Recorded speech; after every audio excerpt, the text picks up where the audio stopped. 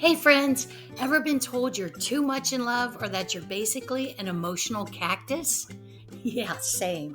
Today we're diving into why you love too hard or not enough. And no, it's not just because your ex was a walking red flag with Wi Fi. Let's unpack what your attachment style says about your love life.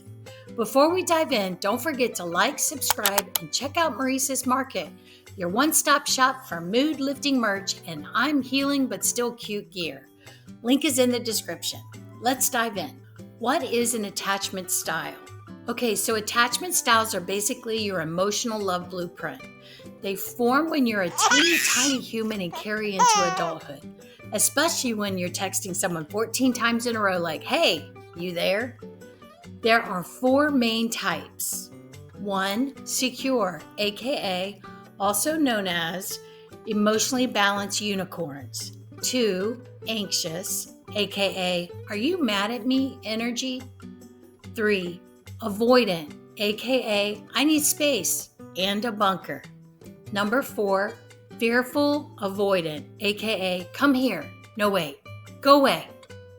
Here's a quick example for each. Secure folks can love and be loved. Think the couple who shares a blanket and a remote. Anxious types send just checking in texts every 10 minutes. Avoidants see love coming and pretend to be asleep. And fearful avoidants build you a playlist and block you an hour later. So what's your style? Time for a quick quiz. Grab a pen and keep score based on which style you select most often. Number 1, when your partner doesn't text back right away, you A, think they're losing interest and start spiraling, anxious. B, feel relieved, you need space anyway, avoidant. C, assume they're just busy and wait it out. D, worry they're mad and pull away before they can hurt you, fear avoidant. 2, when you start falling for someone, your first instinct is to A, get closer fast, I crave connection, anxious. B, pull back a little, I don't want to lose my independence, avoidant. C, enjoy the bond and let it grow naturally, secure. D, feel excited, then panicked. What if they hurt me? Fearful, avoidant. Number 3, how do you usually handle conflict in relationships? A, get emotional, fear abandonment, and chase resolution, anxious. B, shut down, avoid the topic, or leave the room, avoidant. C, stay calm, communicate clearly, and listen, secure. D, fight or flight, I either blow up or disappear, fearful, avoidant. Number 4, what best describes your childhood relationship with caregivers? Think of your parents. A, I often felt unsure if I was loved or enough, anxious. B, I had to be independent and learn not to rely on anyone, avoidant. C, I felt safe, supported, and loved consistently, secure. D, it was unpredictable, sometimes loving, sometimes scary, fearful, avoidant.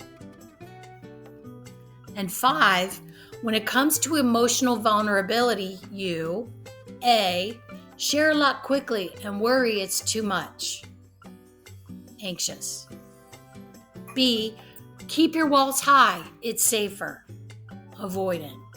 C, open up gradually as trust is built, secure. D, want closeness but fear being rejected or judged, fearful, avoidant. Quick results breakdown. Which one are you? Okay, tally up your answers. Let's find out what kind of love style you've been rocking and maybe why your dating life feels like a rom-com, a ghost story, or a group therapy session. Okay, so here's an answer breakdown. If you had mostly A's, anxious attachment, aka the heart overthinker. You love hard, you text fast, and you cry at commercials. You want closeness but fear rejection. So you might chase validation like it's like the last slice of. You're not needy, you just love deeply, and possibly with receipts. The good news, you can learn to self-soothe and set boundaries without sacrificing that big, beautiful. Okay, let's say if you had mostly B's, avoidant attachment, aka the ghost whisper. You're the Houdini of emotions. When things get too close, you dip. You like your independence, your space, and your feelings, packed in an emotional storage unit. But here's the twist. Real love isn't a trap. It's a team. And learning to lean in doesn't mean you lose your mostly C's. Secure attachment, aka the unicorn. Look at you, emotionally balanced, communicates like an adult, and doesn't freak out when someone leaves you. You're possibly the friend we all call when our love life crashes. Keep being a relational role model. But hey, don't forget to help us chaotic type. Mostly D's. Fearful, avoidant, disorganized, aka the human push-pull. Whew, you want love, but it scares the daylights out of you. You crave connection, but you don't trust it'll last. So you bounce between come close and go away. It's exhausting. The truth, you deserve consistent love with some healing and support. You can untangle the wires and rewrite your story. No matter your style, awareness is your superpower.